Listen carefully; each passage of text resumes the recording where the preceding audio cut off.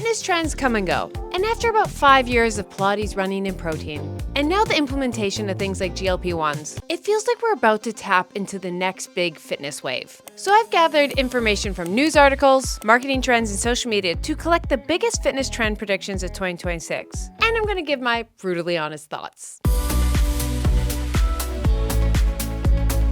Trend number 1, fiber is the new protein.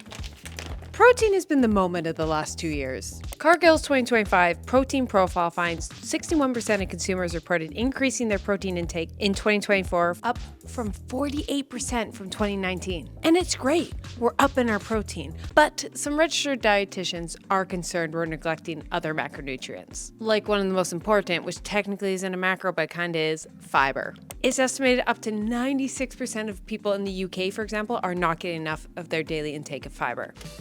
Now, why is fiber important? Fiber helps bulk and soften stool, improves microbiome diversity, strengthens immunity, supports mood, and more, according to the doctor's kitchen. Most common recommendation you'll see online is 30 grams of fiber a day. My thoughts, there's always going to be a in macro. It's fats out, fats in, fibers out, fibers in, carbs out, protein.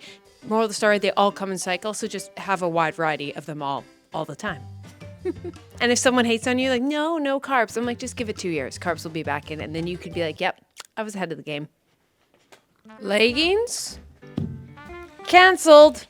In 2022, leggings accounted for about 50% of what brands sold. Like, workout apparel, that is. But by 2025, the shares dropped to 39%, 11% down, according to the edit. And I've seen all over Vogue articles and things like that, people just saying like leggings aren't in. People are wearing flared leggings and shorts and other things, and I have a lot of thoughts about this. One, with the rise of thrift culture, I feel vintage sportswear is also coming out and like not looking like everyone else. Like people are just so sick of the basic workout gear that they kind of want to stand out, and so leaning into vintage. Also, as much as I love a cute workout set, some days you don't feel like wearing it. They're tight and revealing, and I think a lot of us are just over it. It's like, I don't want to always have to feel like I'm putting on a show every time I go to the gym. Like sometimes you just want to be comfortable and not worry about how bloated your stomach is from the meal before. Like I hate training at 5 p.m. and putting on a pair of leggings because I'm like, yeah, there's 3 meals in this stomach. I'm not feeling too hot. So do I think leggings are canceled? No. I think it's less of the leggings are canceled because they are very practical in certain things, especially like Pilates and yoga. Sorry, the flared leggings, the yoga leggings as we used to call them back in the day, are not practical. They flip up. There's practicality between leggings, but I think we just have more options now. I'm gonna give a real life example as a short wearing girly. One of my best friends was a leggings only kind of girl, maybe some biker shorts, but that's it. Absolutely no running shorts she ever did because that's what she was comfortable with, that's what she saw, and when she got into fitness, that's all she'd wear. I just even like have faint memories of me like offering her a pair of my running shorts and she was like, no, not really my style. And then she got into running, and then there's the pipeline to running shorts. And the only reason I was into that is because I played basketball and volleyball. So like I'm just always been a short wearing girl. I'm gonna be honest, I don't really love leggings. If I had to pick shorts or leggings the rest of my life, boom, shorts, because what? Play basketball and volleyball. I'm just, a shorts gal. So I think it's less leggings are canceled, but it's a bit more other options specifically for other types of workouts because we're all just doing so much more. There's so much more variety of things, and that acquires different sports performance because we forget fitness is also about performance, not just fashion. But I will say one thing fashion related. A lot of us are back in offices. We got into sweatpant wearing athleisure culture because it made sense. It was a little crazy to wear like a full piece suit when you're working from home. Not everyone will agree, but I'm definitely one of those people that like my fashion and what I wear impacts my mood and just like how I feel. So like if I want to feel like I'm being a corporate girly in a corporate office, I'm going to wear more corporate clothes. And so I think a lot of us just feel like getting dressed up a bit more because we're just fatigued from the sweatpants and all that. So I think it's also we're just wearing leggings less casually, which I'm not against. Next trend, Pilates, she's out. Weight training, she's in. There's several parts to this. One, I was listening to the popular podcast Mamma Mia Out Loud, and they predicted Pilates is no longer going to be in and weight training is the next thing. Two, I'm seeing on TikTok a lot of the girls who I would identify as like Pilates girlies are getting more into the gym. I've noticed them starting weight training for the first time. And three, an actual stat. Gen Z and women are in the weight room. Gen Z is 2 times more likely than Gen X to say weight training is their primary sport, with 61% more Gen Z than Gen X saying that they lift for aesthetics. Women have also joined in and were 21% more likely than men to record weight training on Strava, according to Strava's trend report. And my thoughts, I think Pilates was a great stepping stone for a lot of women to get into resistance training. It was less intimidating, women's only spaces, you knew you weren't going to be lifting these big complicated things, and it was more similar to dance, which a lot of women have done or something similar. But now people are getting more educated on fitness and all that from social media, and they're realizing you can get all the benefits from Pilates, weight training, way more cost efficient and a lot faster. And with the price of a reformer, that's a big thing. And second, we're all learning the myth of the Pilates body. Also, you see articles everywhere right now about muscle loss associated with GLP-1s. Simply because rapid weight loss usually means rapid muscle loss, which we want to prevent at all costs. And there's two best ways to prevent muscle loss when you're losing weight is one, eat enough protein, and two, most important, resistance train. Because if you're not using your muscle, your body just says like, oh, I don't need this. We need to lose weight, get rid of it. Like we can burn the calories from that. But if you're using your muscles, your body says, hey, I know we're losing weight right now, but we need to hold on to this because we're lifting heavy things. And this is becoming more common knowledge, and most doctors are telling people who are losing weight with GLP-1s you also have to strength train, versus a couple years ago, that narrative wasn't really around. Which leads me to the second thing. I do think GLP-1s, potentially, this is a prediction, because they're so much more readily available, weight loss will be more easily achieved. And so it will almost like no longer be the goal. And potentially muscle tone and strength will be it, because we always want what like only the 1% can have. You know what I mean? Weight loss has always been that, because a lot of people struggle with weight loss. Now that people aren't struggling with their weight loss, what's the next thing that people desire? So potentially that could be another trend for 2026. But also the stats don't necessarily say that Pilates is out. According to ClassPass, for the third consecutive years, Pilates topped the chart. Reservations jumped up 66% with reformer and athletic formats leading the way. It was also the most searched, trialed, and rebooked workout on the platform, with 15 million bookings worldwide. So I don't think Pilates is out. I just think we're realizing that like Pilates isn't the only thing you should do. Pilates is a form of weight training, resistance training. Your body can't tell the difference between the resistance of a cable, a band, a dumbbell, or a barbell. The difference is bands, you can only get a few pounds of resistance. Dumbbells, also you can get a few pounds, but not as much. A barbell, you can load that sucker up. And so it's just more of how much weight you can push with it. So you'll just kind of hit your muscle growth potential a lot faster. With Pilates, you'll get it, but then you could also get a lot faster with weight training. But I've done a lot of videos on this you can check out, and I could keep going into this whole topic forever. But we gotta get to the other trends. Trend number 4, go on a fart walk.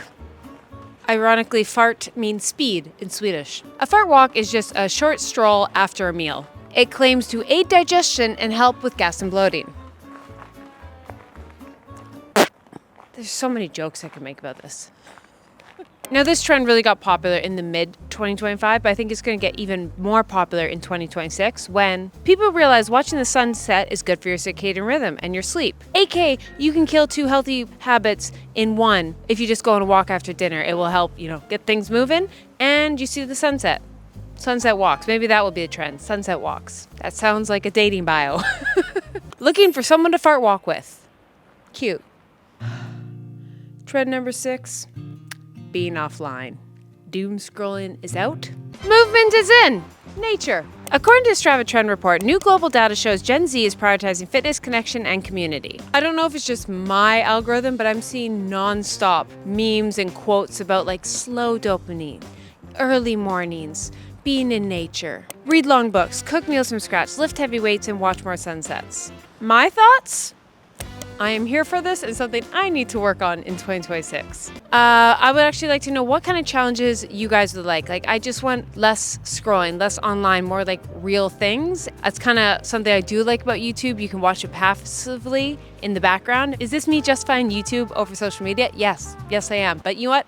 We're a bit slower dopamine. In the hierarchy, no, YouTube is not reading a book. There's the hierarchy of dopamine. There's TikTok, brain rot, maybe we say like Instagram, and then YouTube, and then books and that. We're not the worst. AK, I just need to get off my phone. And I'm gonna do some challenges in 2026 for that. Trend number 6, longevity and biohacking, which is projected to reach approximately $393 billion by 2023, according to Forbes. And McKinsey & Company is predicting a $2 trillion global wellness market from Gen Z and millennials. And specific things to come are stem cells, NAD, continuous glucose monitors, which if you're in fitness world online, you've probably seen, but I think these are just become more and more mainstream, kind of like an Oura ring.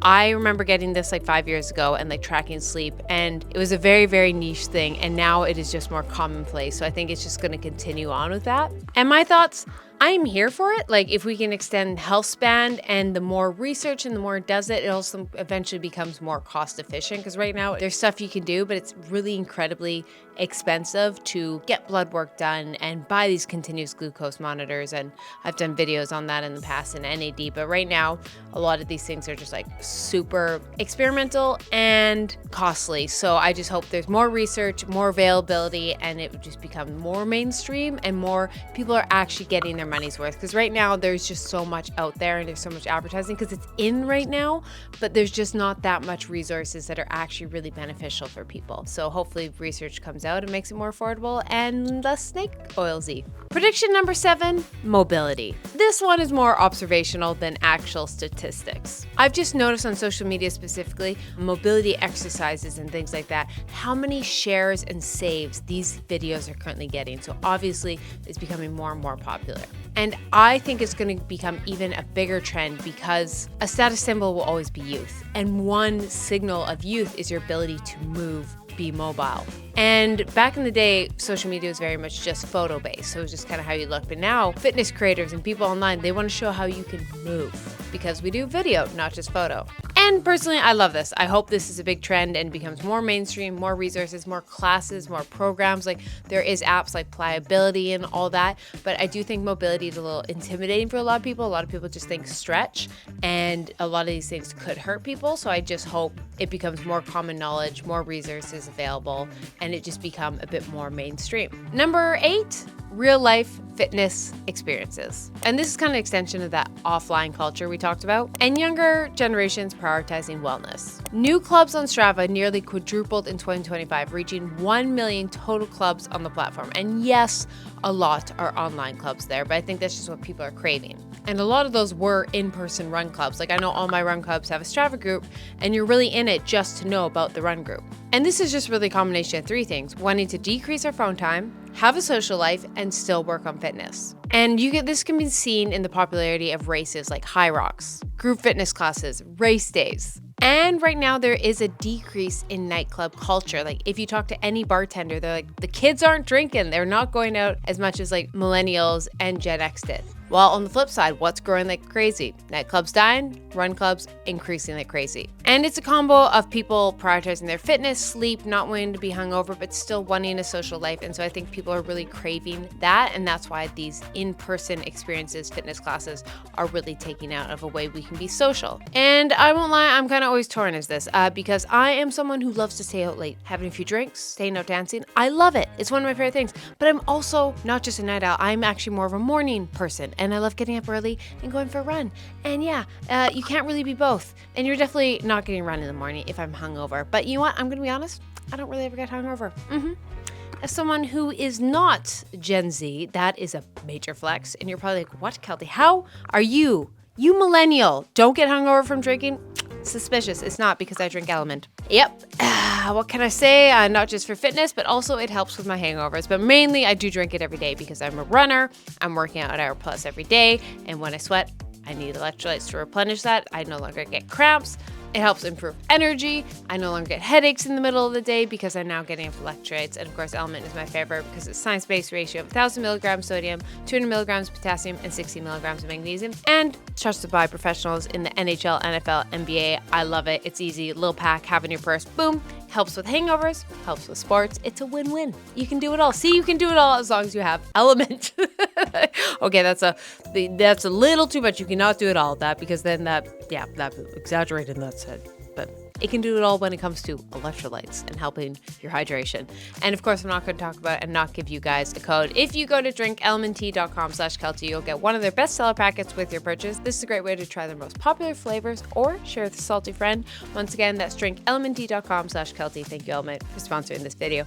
And it's not a trend in 26 because it's just always in. Trend number 9, recovery tools and protocols. if you're in online fitness, you've probably seen these recovery tools like saunas, red light therapy, Theraguns, and you've probably seen them for quite a few years. You're like, Keltie, this isn't new. But also, the fitness world online is a small niche versus mainstream. And this is, once again, a bit more observational, is just like what my friends asked me. Like, I saw red light therapy, was hearing about this 4 or 5 years, not because I'm cool, because I'm chronically in a niche little part of the internet, quite the opposite. And then it started to get more mainstream with like the red light therapy mask for our skin in the last few years. But I always start to notice, like, even my fiance's friends are asking like, what is Keltie's thoughts on red light for sports performance? Like, it's completely mainstream now. It's not like, why'd you do that? And also things like sauna have been in for a couple of years. And obviously the fans are like, we've been doing it forever. We know you're better than us.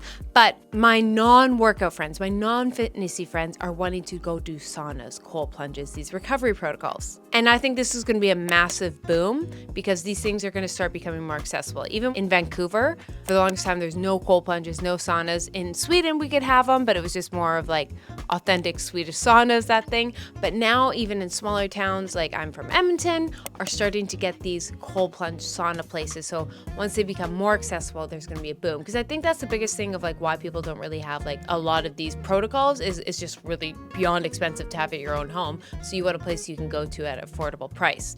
And I think those are going to start popping up more and more. Trend number 10, racket sports. Racket sports activities have increased up 200% in North America. Pickleball bookings jumped up 750% in the US and 1,100% in the APAC region. Paddle has been massive in Europe for the last few years, or padel, as some would say. Plus, so many people are getting into pickleball, especially because it's just a really low barrier to fruit. I think one reason people don't get into things like tennis is it's really hard to get into tennis versus pickleball, kind of anyone can start playing right away. And my thought about racket sports is I think this is the ultimate fitness hack of all time. Hear me out. 1, great cardio. You get a bit of zone 2 and VO2 max, because sometimes you're jogging along, sometimes you're sprinting. 2, you're getting mobility and stability movement as you're planting, pivoting other ways, stretching around, swinging. 3, it's social. 4, it's actually really good for your brain. You're learning a new skill and just the game itself, like a lot of strategy involved. So it's really good for your brain. And 5, it's a hobby that gets us off our phones. So literally you almost hit every healthy habit just by playing a racket sports. That actually might have been one of my best investments of 2025 is taking tennis lessons. That is such a good skill I have now. I'm not saying my skill of tennis is good. I'm still not good, but I just mean I have the skill. Therefore, I'm happy I have the skill. Number 11, Hyrox. Some of the top 5 things that rounded out on ClassPass this year included Hyrox, and then things like yoga, bar, weight training. But specifically like Hyrox classes, they skyrocketed up 432% according to ClassPass. And I think it's just going to continue to grow and grow and grow, and this is going to be even a bigger trend in 2026 because I explained in my Hyrox video, is finally a competition people can do while working on cardio and strength. I feel in the past, if you wanted a competition to train for, you either focus on strength, focus on cardio, and most of us do both. And so we want an outlet to really show that we're training both these things. And I think Hyrox is that. And to that offline culture, we want more in-person experiences. Hyrox does all that. Trend number 12, sleep as the new status symbol. This is actually from the Substack, The 2% Club by Rach Hershik. Sorry if I pronounced that wrong. The global sleep economy is projected to be $585 billion by 2027, and 2026 is the year it becomes a cultural flex. The badge of honor used to be busyness, but now the aspirational shift moves towards being deeply well-rested. Sleep will become a signal of personal sovereignty in a chaotic world. Expect sleep retreats with waitlist, neurosensory beds, marketed the way high-end mattresses once were, melatonin alternatives creeping into prestige beauty aisles, sleepwear lines positioned the way athleisure was in 2018, aspirational, wellness-coded, and an identity signal. Sleep will become content, conversation, and currency, according to Rach. And I agree. I do think for the longest time, it was like that grind mindset that Gary Vee, like work as much as possible, work as much as possible. That's how you're successful, grinding. And now we're suddenly realizing like, actually the people who are really rich sometimes don't work that hard because once you get a certain amount of wealth, it just grows. And so you don't really need to work. So actually the status symbol is having enough time to sleep. As all of us are working our butts off and not sleeping, you don't want to know my sleep score. And like you're seeing things like people in New York and Sydney specifically doing these early morning raves and stuff like that, and aura rings we talked about previously, and just us also prioritizing our wellness and health. And I think it's like a combo of those two. It's like we're prioritizing our sleep for health and wellness. It's more of a priority, and we won't just think of health as just what we eat and how we move. We really think about how we recover. And second, I also think it's kind of going to be like a status symbol, which will make it in. And I know that's kind of like gross to say, but it's one of those things to like saying like, oh, you have the time to sleep? Well, look at you. And so, yeah, I think that will be the new way people flex, because it is kind of crazy now. We can flex and show off anytime. That's exhausting, actually. That's exhausting. We have to flex in our sleep now. I'm having an identity crisis because I also realized I do sleep on an 8-sleep mattress. So let's just, that's the best thing I've ever gotten. And I'm part of the problem. You know what? It's sleep. It's the most important thing. As someone who slept 5 hours last night. Anyways, I'm just rambling. I'm having an identity crisis. On to the next. Trend number 13, race day. Running still remains the number one activity on Strava, with races on the rise. Gen Z is 75% more likely than Gen X to say their main motivation for exercise is a race or event. And my potential prediction is I can see a lot more people spending money on races and events like that over concert tickets. Now, there won't be more, but I just can see a lot of people shifting what they used to maybe spend on a music festival or going to a concert for a race day. One thing, just affordability. To go out to a race or something like that, it's $50 to $200 entry fee versus concerts start at $200 and go up to Era Tour's bankruptcy. So I can see all that. And just like what we talked about previously, just more focus on in-person events. So yeah, I can see it getting a lot bigger. And we're gonna end off with just some fun facts. The most popular running shoes of 2025. Asics Nova Blast as number 1, followed by Nike Pegasus and Hoka Clifton. 2, the most popular activity wearable. The Apple Watch was number 1. 3, Copenhagen claimed the title of the fastest metro area. 4, fastest city in the US goes to Boulder. If you know anything about Boulder, it's kind of unfair. We're like, yeah, all the professional runners go there to run. Just being salty. And some of my predictions. 1, the rise in gyms based around recovery. Either adding things like sauna, cold plunge, red light therapy, or gyms specifically for that. And I do think that will be the new like flex. Like the country club will be like these wellness private clubs that have all this like biohacking, longevity, all this. And they're starting to pop up, and gyms like Equinox are starting to include it. So I do think that's going to be a big thing. 2, music festivals meet fitness. I think of like Diplo's Run Club, there's the Running Man Fest, and just, yeah, a lot more of like fitness things that actually feel like a music festival. And because I think there is a lot of crossover between people who like fitness events and people who go to Coachella. And so I think there's a gap in the market there that's slowly coming. 3, blood work and customized health becoming more common, which leads me to 4, wearables eventually turning into medical devices. Whoop and Aura right now are partnering with labs to connect your blood work to it. And so I just think that's going to be more and more and more. They're not there yet, but I think that's the eventual goal. And you'll start seeing pop up more and more and more of your wearables really feeling like your own customized health device. And 5, athletic training becoming more mainstream. With Hyrox, running being so in, racket sports, I do think there could be a shift potentially of wanting to work on performance for adult sports. I think we stopped doing sports once school ended, and there's a real gap for that social wave movement, and it's becoming more and more with these kind of sports, and with that becomes more of a sports performance training. So a lot less aesthetic, a lot less just weight loss, trying to grow as much muscle as possible with that mobility, performance, and a lot more focus as the average person on athletic style training. And my final thoughts. Is this the changing of a cycle? We're kind of, I feel we're all grasping into a new one with the GLP-1s and the Hyrox coming in, and Pilates not as in vogue. And, I think there's a bit of a something potential. But then I also ask myself, is this the next trend cycle, or is this just the natural progression of our 20s, 30s, and 40s, and we're now all online? Like, I look at my mom went through the exact same thing of being like into weightlifting, and then she got into Pilates, and then she became a runner and all this, and I'm like, oh, are we all just finally documenting every second of our life? And so now the natural life cycles of a human being are now just set as trends, but that's just really being in your 20s, 30s, 40s? I don't know. But Which reminds me, every day you're going to be in your own little echo chamber of the algorithm, and I have to remind myself as well of, I'll be on one side of the internet that tells me maximalism is in, and then the exact same next swipe, like minimalism, we're all in minimalism, and like Vogue articles completely contradicting themselves because they just said this and that, and I think it's because we're just all in our own little thing, so all this stuff could make no sense because you're like, Keltie, I'm over here on powerlifting TikTok. Nothing you said was right, versus you could be in my same algorithm, so who knows? Is anything a trend right now, or is everything a trend? I don't know. But here are some predictions. This is kind of fun. Let me know any other trends you guys are kind of seeing become more popular. Even the most niche ones. I love hearing the niche trends you guys see pop up, or the big ones that you think are going to be cultural shifts. And we'll see what happens. Have a great day. Go pet a dog. Love you guys. Bye.